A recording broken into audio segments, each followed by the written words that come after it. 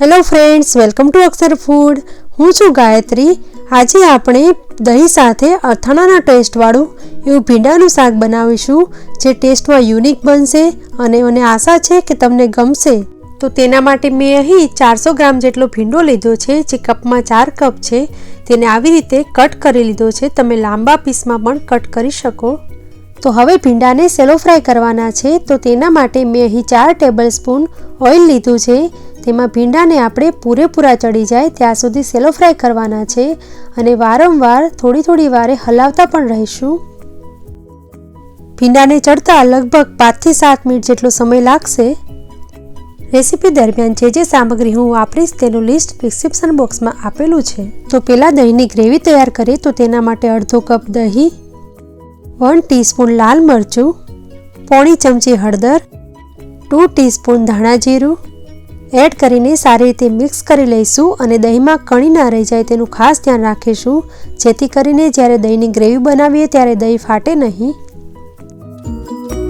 શાક બનાવવા માટે તે જ પેનમાં મેં 2 ટેબલસ્પૂન જેટલું ઓઇલ લીધું છે. તેમાં હવે 2 ટીસ્પૂન વરિયાળી, 1 ટીસ્પૂન રાઈ, 1/4 ટીસ્પૂન મેથી. તો તેને હવે થોડીવાર માટે સાતડી લઈશું. તેમાં હવે 1 ટીસ્પૂન આદુ એડ કરીશું અને ગેસની ફ્લેમ એકદમ ધીમી કરી દઈશું. આપણે તૈયાર કરેલું મસાલાવાળું દહીં છે તે એડ કરીશું અને તેને હવે સતત હલાવતા રહીને 1 મિનિટ સુધી સાતડી લઈશું. અને આપણે ગેસની ફ્લેમ ધીમી જ રાખવાની છે, નહીં તો દહીં ફાટી જશે. તેમાં હવે 2 મીડિયમ સાઇઝના ટમેટા એડ કરીશું અને તમારે ટમેટાને એકદમ ચડવી દેવા હોય તો આપણે દહીં એડ કર્યું તેની પહેલાં ટમેટાને એકદમ ચડવી દેવાના અને પછી દહીં એડ કરવાનું.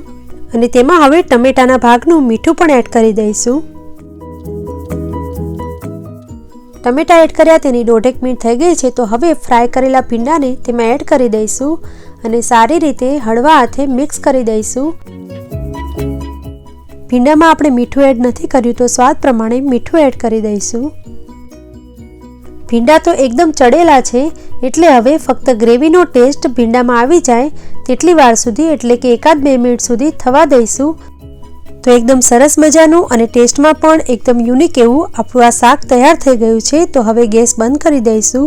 અને જો મિત્રો આપને મારી આ રેસીપી થોડી પણ પસંદ આવી હોય તો મારા વિડીયોને લાઈક કરજો અને મારી ચેનલ અક્ષર ફૂડને સબસ્ક્રાઈબ કરીને બેલનું બટન દબાવી દેજો.